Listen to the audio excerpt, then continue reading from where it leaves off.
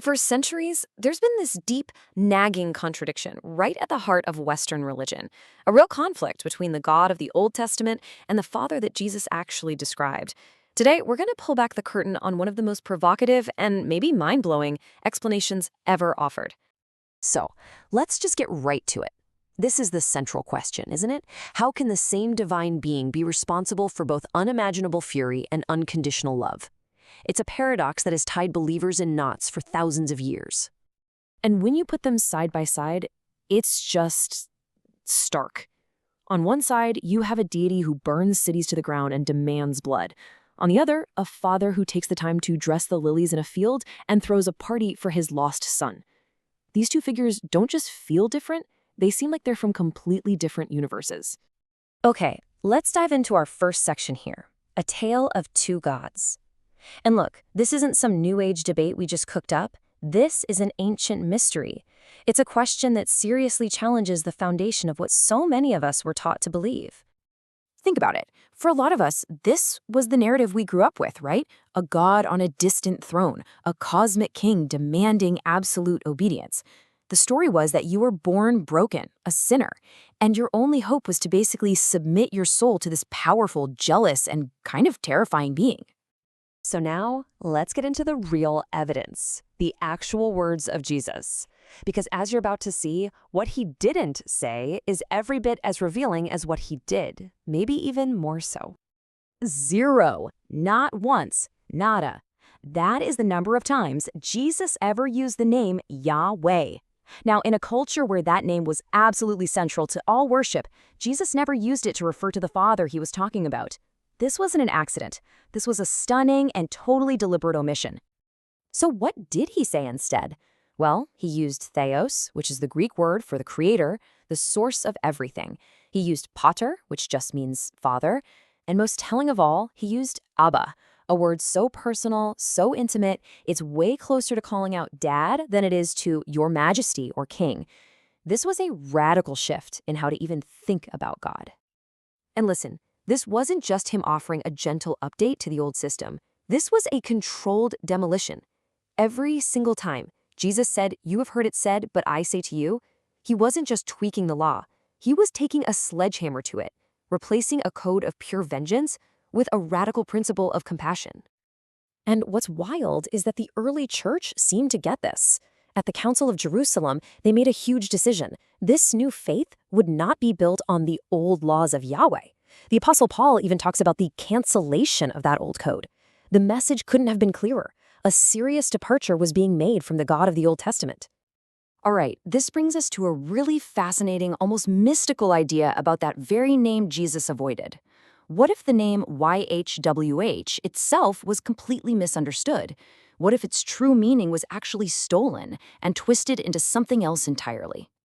So you've seen these 4 Hebrew letters, right? Yud, Ha, Vav, Ha. The story we're told is that this is the personal name of God, a name so holy you're not even supposed to say it out loud. But what if it was never a name for a person at all? Okay, so according to some ancient mystics, YHWH wasn't a word you were meant to speak, but a rhythm you were meant to feel. It actually mimics the sound of your own breath. Go on, try it. Inhale, exhale. Y, H, W, H. From this perspective, it's not the name for some distant god up on a cloud. It's the sound of the life force that is breathing you right now. It's the experience of simply being. And here, according to this Gnostic view, is where the great theft took place. An internal presence, your own breath, your own aliveness, something that can't be owned or controlled, was externalized. It was projected onto an angry king in the sky, and suddenly you needed a priest and a temple and a whole book of rules to get permission to connect with something that was already inside you the whole time. The sacred was turned into a system of control. So, if the God of the Old Testament isn't the true Father, then who or what have people been worshiping all this time? This brings us to the shocking centerpiece of the Gnostic worldview, the impostor God behind the curtain.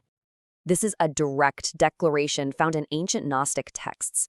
But it wasn't spoken by the true, ultimate, loving source. No, this was the arrogant boast of a lesser, ignorant being who created our material world.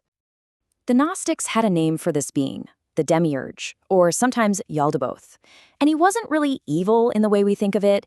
He was just ignorant, a blind architect who, cut off from the real divine source, cobbled together our physical world and, in his pride and loneliness, declared himself the one and only God. Now, check out these characteristics. These are the fingerprints of the Demiurge, and they align perfectly, perfectly, with the behavior of the God of the Old Testament. The insane jealousy, the demand for blood sacrifice, the ruling through fear, and maybe most importantly, the core teaching that you are born flawed and sinful. This, the Gnostic said, is his signature move. And this right here is the great Gnostic reversal, the big twist. Christ wasn't a messenger sent from Yahweh. He came from the true, boundless source beyond him. He was a surge of light sent into this flawed creation to expose the illusion and wake up everyone trapped inside it. So, what was the ultimate goal? It wasn't to start a new religion where you worship someone else. It was to deliver a message of remembrance, to ignite the spark, the flame of the divine that lies dormant inside every single person. This final comparison really just lays it all out. The Demiurge's whole system is built on making you feel unworthy and placing salvation somewhere outside of you. Christ's message is the exact opposite. It's a radical declaration of your own inner divinity. The kingdom isn't out there somewhere. It's within you. The temple isn't made of stone. Your own body is the temple. I love this quote from the Gnostic Gospel of Thomas because it just captures this idea so perfectly. The divine isn't locked up in a holy building or trapped in an ancient text. It's everywhere. It permeates every part of existence, just waiting for us to recognize it. Ultimately, from this Gnostic perspective, the whole point of Christ was not to become another object of worship. It was to be a catalyst for awakening. He came to remind you that you are not the broken, sinful creation of a jealous God, but a living, breathing piece of the true divine source.